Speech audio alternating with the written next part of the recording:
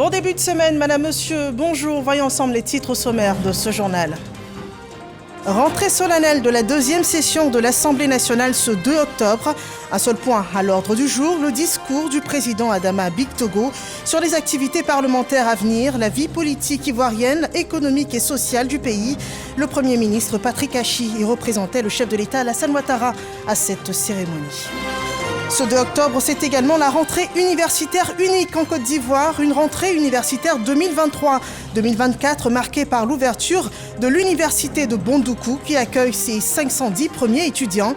Une rentrée qui concerne universités publiques, universités privées et grandes écoles privées en Côte d'Ivoire.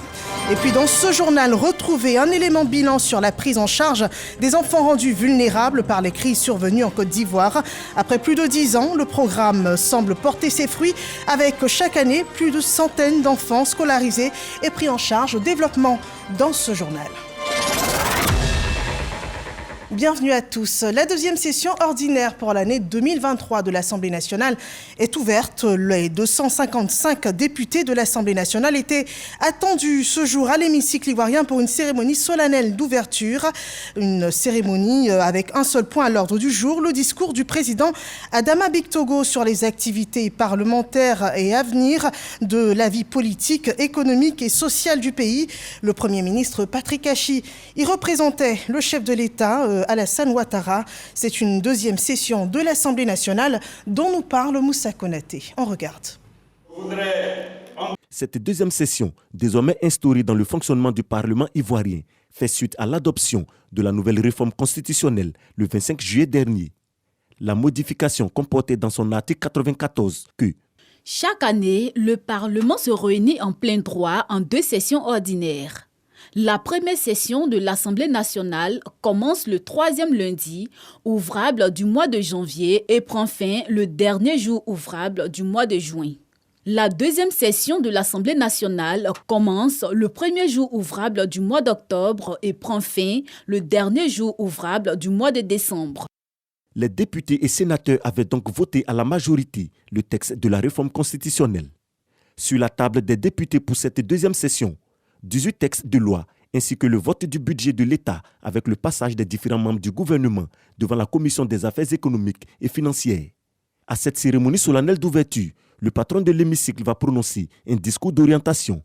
L'allocution du président Adama Bictogo portera sur les activités parlementaires à venir, la vie politique, économique et sociale du pays. La séance va enregistrer la présence d'une délégation du Parlement panafricain en mission en Côte d'Ivoire. Et c'est un lundi des grandes ouvertures en Côte d'Ivoire. Ce 2 octobre, c'est également la rentrée universitaire unique sur tout le territoire. Une rentrée universitaire 2023-2024 qui concerne universités publiques, universités privées et grandes écoles privées de Côte d'Ivoire. Et cette année, l'enseignement supérieur de Côte d'Ivoire devrait recevoir plus de 100 000 nouveaux étudiants, les nouveaux admis au baccalauréat 2023. C'est une rentrée universitaire unique marquée par l'ouverture officielle de l'université de Bondoukou. Les premiers étudiants, au nombre de 510, sont encadrés par une équipe de 50 enseignants.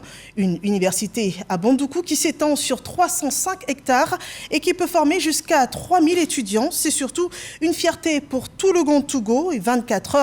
Avant l'ouverture, les populations citaient les avantages à avoir une infrastructure universitaire dans leur région. Au micro de Hermania Mia. Université de Bondoukou, la dernière née des établissements d'enseignement supérieur public de Côte d'Ivoire, ouvre ses portes ce lundi 2 octobre. À moins de 24 heures de cette rentrée solennelle, les ouvriers sont encore à la tâche pour les dernières retouches sous l'œil vigilant des responsables de l'université. Des coups de balai sont donnés ça et là pour débarrasser les artères de la poussière. Le bâtiment qui abrite la présidence de l'université, l'école d'architecture et d'urbanisme, ainsi que les amphithéâtres et les restaurants entièrement terminés, donnent fière allure. L'université est prête à démarrer ses activités administratives et également ses activités académiques. Ici, nous sommes dans une université qui est prévue être construite en 4 phases. Nous ne sommes qu'à la première phase qui est capable d'accepter 3000 étudiants avec 1000 lits d'hébergement. Mais à terme, c'est 20 000 étudiants qu'on attend ici, avec 3000 lits. Dans les résidences universitaires, les lits sont déjà installés, tout comme le réfectoire qui est prêt à accueillir les étudiants. Les amphithéâtres et les salles spécialisées ont aussi reçu tous les équipements. Le président de l'université indique que les étudiants pour ce premier contingent seront tous logés dans les résidences universitaires. Les dispositions adéquates ont été déjà prises à cet effet. On n'aura pas ici des étudiants qui vont lutter des bancs. Dans la ville de Bondoukou, élus et cadres, guides traditionnels et religieux, citoyens lambda et élèves sont tous heureux de bénéficier d'une université dans leur région. Pour eux, cette infrastructure universitaire va donner un coup d'accélérateur au développement du district du Zanza. C'est vraiment une satisfaction pour moi et surtout pour nos enfants qui viendront étudier dans cette université. Il y a des bacheliers même qui sont restés dans leur village puisqu'ils n'ont pas de contact ailleurs. Et cette université viendra à résoudre beaucoup de problèmes. Merci au chef de l'État pour l'université de Bondoukou, tant attendue. C'est une université régionale parce que aujourd'hui, Bondoukou, Bouna et Abengro vont se frotter les mains. Nos enfants n'iront plus à Abidjan pour Cambodge, comme on le dit. Pour cette première phase, ce sont 510 étudiants qui seront accueillis dans cette université, qui est un véritable joyau architectural construit sur une superficie de 305 hectares. La fin des travaux est prévue pour le 31 décembre 2023. Et la reprise des classes est une saison redoutée par certaines personnes en raison du lot de frais à débourser. Serge Collier présente le cas de veuves et enfants détenus. Fort heureusement, ces personnes vulnérables bénéficient d'actions sociales, soit du gouvernement, soit d'associations. Et dans ce cas, l'ONG Minoj s'engage auprès de 200 enfants orphelins et enfants de détenus des cas sociaux de la commune de Yopougon. Akale a 13 ans. Il est élève en classe de 4e. Ce matin, en compagnie de ses frères et sœurs, il révise ses cours en ce début d'année scolaire. Les enfants étudient sous le contrôle de Mémé Madeleine. Elle s'occupe des gamins depuis tout petit, avec à sa charge leur scolarité. Au quotidien même, c'était dur pour moi. Maintenant que la rentrée est arrivée, il faut voir le transport, les fournitures, déjeuner, manger de midi, tout ça là, c'est lourd. Non loin de là, à Yopougon Sikoji, vit Mireille. Elle est veuve et confrontée au manque de moyens financiers en période de rentrée scolaire. Il faut inscrire les enfants. Il faut trouver les fournitures scolaires. Penser comment nourrir même les enfants. Comment payer le loyer du propriétaire qui nous poursuit. Des cris de cœur entendus par l'ONG Minoj. L'organisation soutient chaque année les enfants orphelins. Des kits scolaires sont distribués aux orphelins, élèves de la maternelle à la terminale. J'ai reçu des cahiers de 4e. Ça me fait plaisir d'avoir ces cahiers.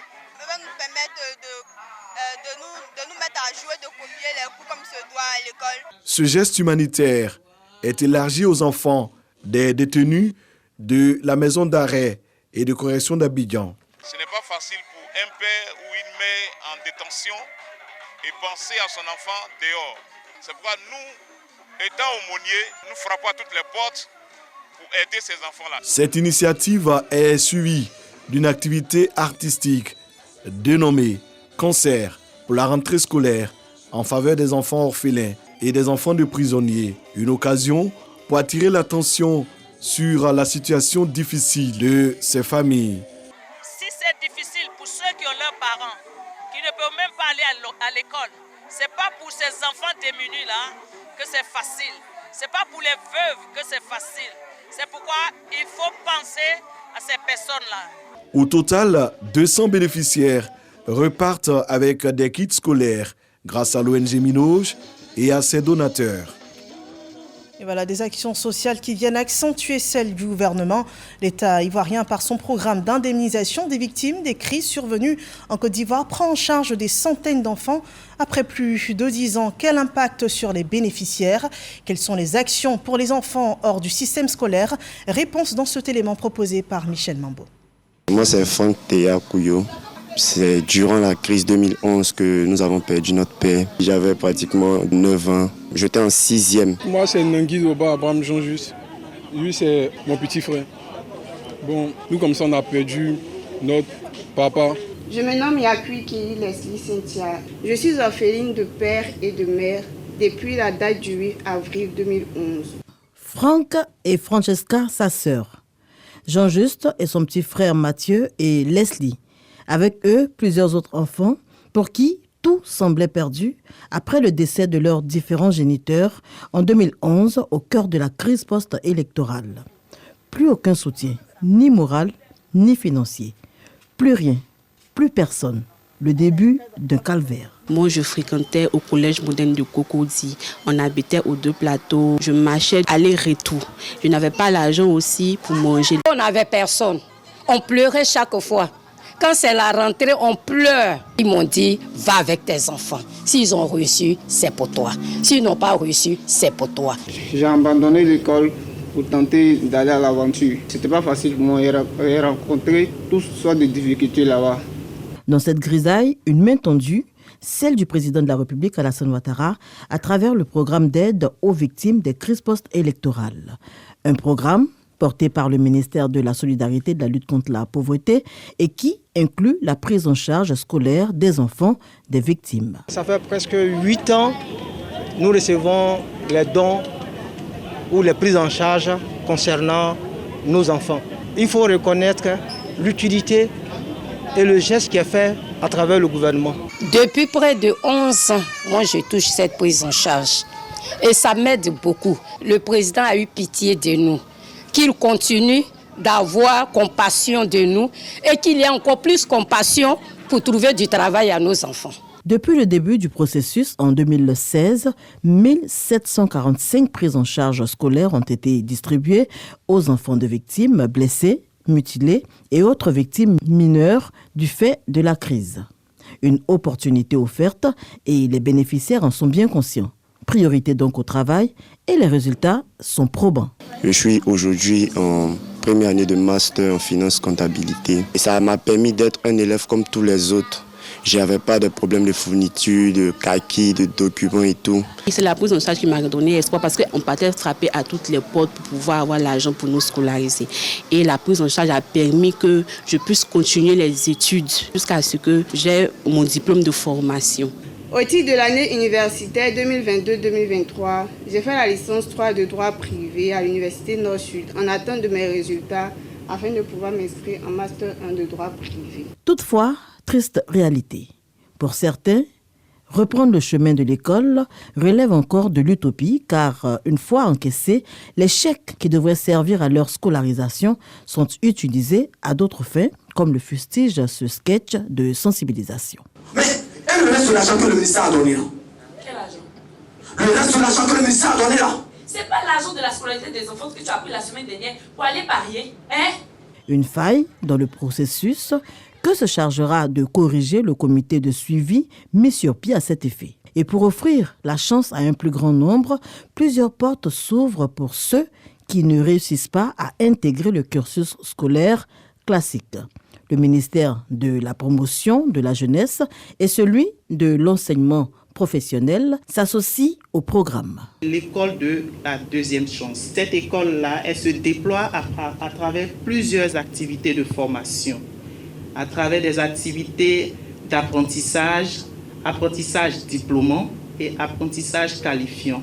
Il est déployé avec la collaboration de certains ministères, dont ici le ministère de la Promotion de la Jeunesse, avec qui le ministère de l'Enseignement technique et de la formation professionnelle a entamé de nombreux chantiers.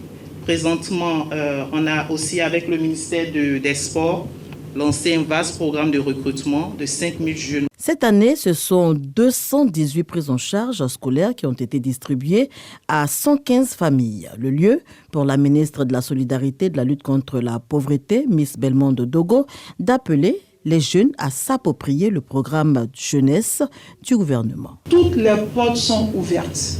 Si l'enfant ne réussit pas dans le cursus normal, nous avons l'enseignement professionnel, nous avons l'école de la deuxième chance. Il y a une panoplie de programmes qui s'offrent à notre jeunesse.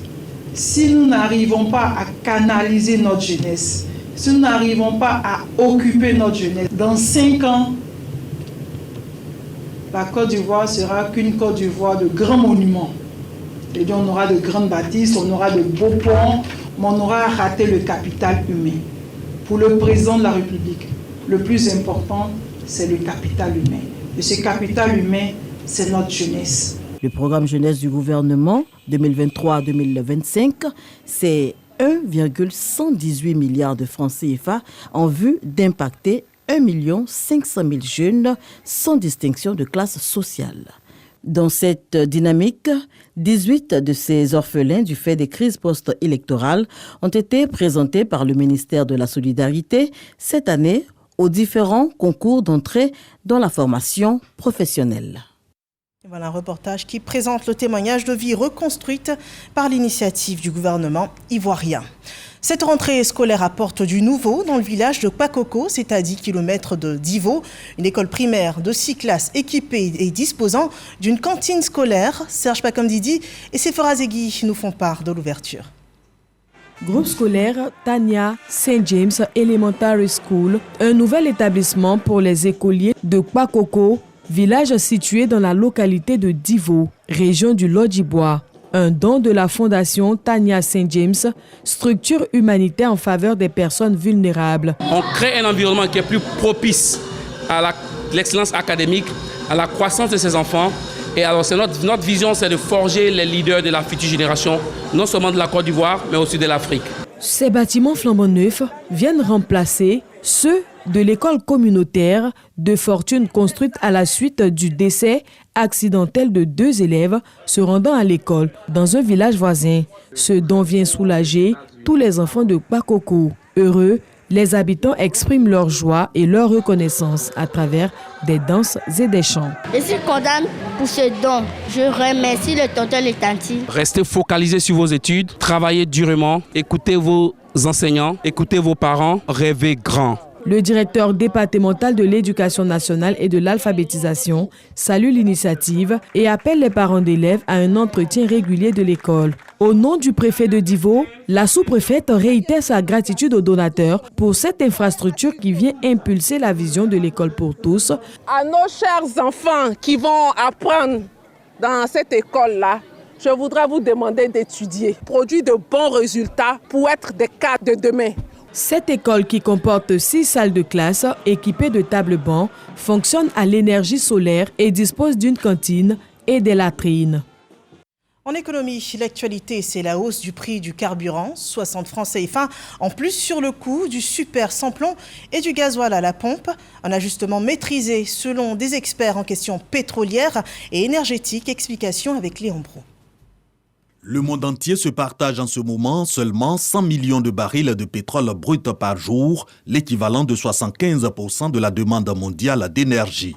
Ce déficit causé par la crise russo-ukrainienne et la forte relance post-Covid des activités économiques et industrielles est creusé par la récente décision de la Russie et de l'Arabie Saoudite de réduire de 1 300 000 barils par jour leur production de pétrole brut. C'est un déficit immense que les marchés ne peuvent supporter et qui affole évidemment les places de marché internationales. Du coup, le prix du pétrole brut grimpe et lorsqu'il grimpe, nous assistons vraiment à une tension sur le marché international. C'est une tension qui affecte tous les pays du monde. Tous les pays, ce n'est pas l'apanage d'un gouvernement en particulier. Et donc, cela se ressent immédiatement sur les prix à la vente des produits pétroliers, dont notamment les carburants. Voilà qui explique la hausse du prix du carburant depuis ce dimanche 1er octobre 2023. 875 francs le litre de super et 715 francs le gasoil à la pompe, soit 60 francs CFA, la majoration des anciens prix en Côte d'Ivoire. À la différence de certains autres pays qui ont, eux, appliqué directement la répercussion. C'est-à-dire que le prorata de ce qui a été causé par l'envolée des prix internationaux, ils l'ont directement répercuté sur les produits pétroliers disponibles à la pompe. Dans le cas de la Côte d'Ivoire, ce n'est pas pareil. La Côte d'Ivoire adopte un mécanisme d'ajustement. Il s'agit pour l'expert d'un ajustement social, le gouvernement préservant contre ses efforts le pouvoir d'achat des populations. Il convient de reconnaître que dans le cas de la Côte d'Ivoire, nous sommes dans un ajustement qui est effectivement social et qui n'a rien à voir avec les répercussions qui sont pratiquées dans certains autres pays d'Afrique, où par exemple les répercussions qui ont été récemment enregistrées sont de l'ordre de 25%, alors qu'au niveau de la Côte d'Ivoire, quand on prend par exemple l'essence qui est passée de 815 francs à 875 francs, nous sommes dans un ajustement d'un ordre nettement inférieur à 8%. Trop tôt pour quantifier les efforts du gouvernement, mais ceux consentis dans le cadre des chocs derniers du pétrole représentent entre 700 et 800 milliards de francs CFA par an. Et maintenant, l'actualité du Sahara 2023, cette 6e édition du Salon de l'agriculture et des ressources animales d'Abidjan porte ses intérêts sur la souveraineté alimentaire. Le parc d'exposition présente des solutions sur l'autosuffisance en riz ou encore des stratégies d'ensemencement, des offres pour la sécurité alimentaire en Côte d'Ivoire dont parle Franck Quadio. Du bon riz au sous-marin offert à la dégustation des visiteurs, du riz produit par de petites mains dans nos champs. Les productions agricoles font vivre 2/3 de la population ivoirienne, mais constituent surtout un maillon important de la souveraineté alimentaire nationale. La question est au centre de ce Sahara 2023. Cet étudiant en agronomie s'y intéresse particulièrement. La Côte d'Ivoire importe environ 50% de sa consommation locale en riz.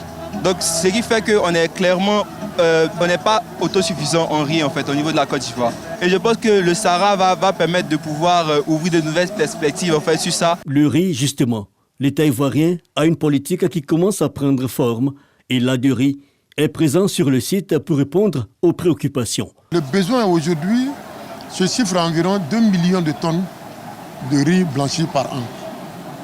Nous ne produisons qu'environ 1 200 000 tonnes. Donc nous avons un gap de moins 800 000 tonnes. C'est vers ça que nous courons. Aujourd'hui, nous exploitons en riz irrigué que 55 000 hectares pour un potentiel de 200 000 hectares. Donc quand tout ça va rentrer en production, c'est quelque chose qui va aller très vite. Ensuite, ce qu'il manque maintenant, c'est l'argent pour exploiter tout ça.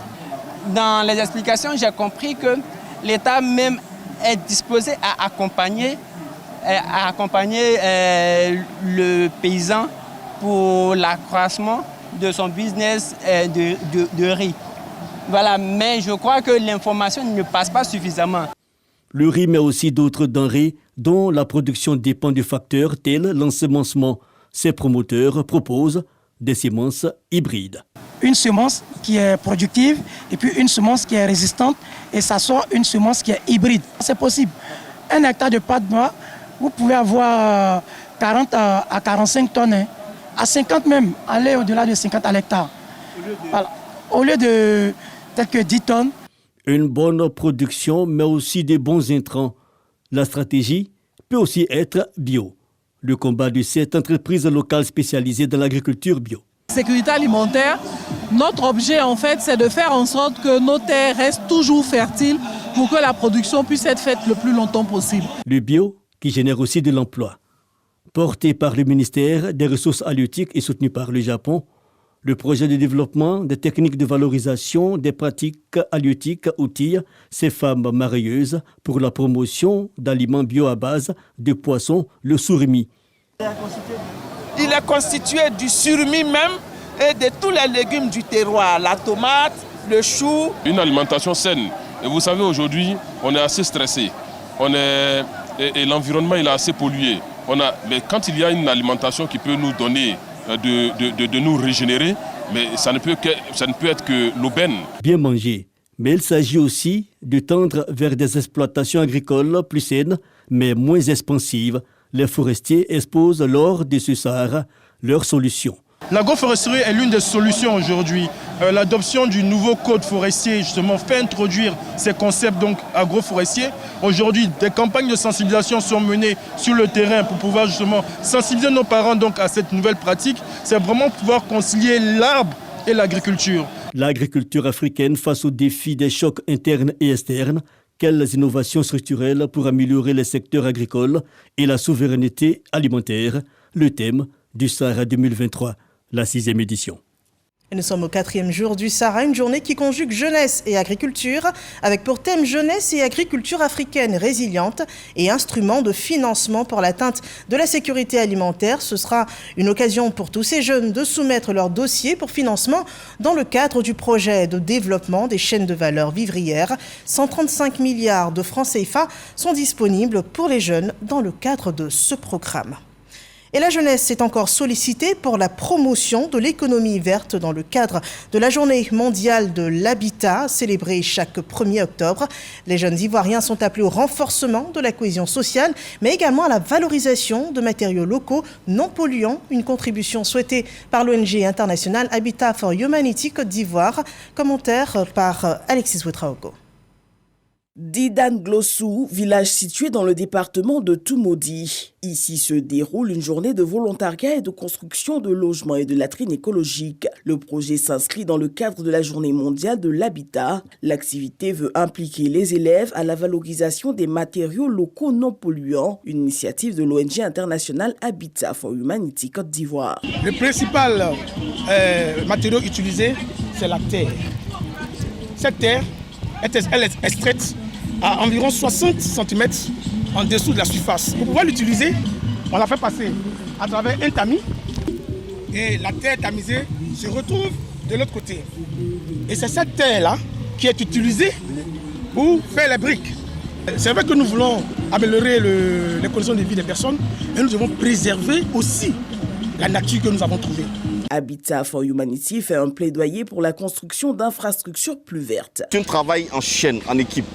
Et aujourd'hui, nous voulons, à travers cette journée, montrer à nos jeunes qu'il est possible de s'engager tôt, s'engager pour une œuvre sociale, afin qu'ensemble, main dans la main, on puisse construire donc une jeunesse forte, une jeunesse consciencieuse. Consciencieuse des problèmes d'aujourd'hui, notamment des problèmes liés au changement climatique. Parce qu'il s'agit donc de démontrer à ces communautés qu'on peut construire donc la résilience en équipe afin de lutter contre ces changements climatiques. Les jeunes apprennent des techniques de production de briques à partir de terre, notamment le bloc de terre comprimé et stabilisé BTCS. Grâce à cette méthode moins polluante, 55 logements écologiques ont pu être réalisés et sont destinés aux populations du village. Et la note de sport dans ce journal, le club ivoirien ASEC Mimosa l'emporte sur les Libyens d'Al-Hali de Benghazi à Bouaké lors du match retour du second tour préliminaire de la Ligue des champions de la Confédération africaine de football. Le score 2-1, l'ASEC Mimosa avec cette victoire se qualifie pour la phase des poules de la Ligue des champions qui sera animée par 16 clubs, résumé par Odile Omblé. Très tôt, ce sont les jaunes et noirs qui prennent les devants au stade de la paix de Bouaké. On joue la 11e minute. Pokou récupère au forceps un ballon et sert à propos Mofessé Karidula 1-0. Piqué au vif, Al-Hali Benghazi répond efficacement 8 minutes plus tard. Les Libyens manquent même de prendre l'avantage sur ce tir de Salim Fati. La barre transversale de Foli Ayayi s'interpose. À la 38e minute, Karidula revient et double la mise, profitant d'une mésentente dans la défense libyenne. 2-1 avant la pause. À la reprise, les poulains de Julien Chevalier s'installent dans le camp libyen pendant un quart d'heure. Malheureusement, cette domination restera stérile. Réaction libyenne à 3 minutes de la fin du temps réglementaire. Mohamed Ali est trop court et rate l'occasion rêvée par les bouchers. Victoire de l'ASEC Mimosa qui signe son grand retour en phase de poule de la Ligue des champions africaine après 4 ans.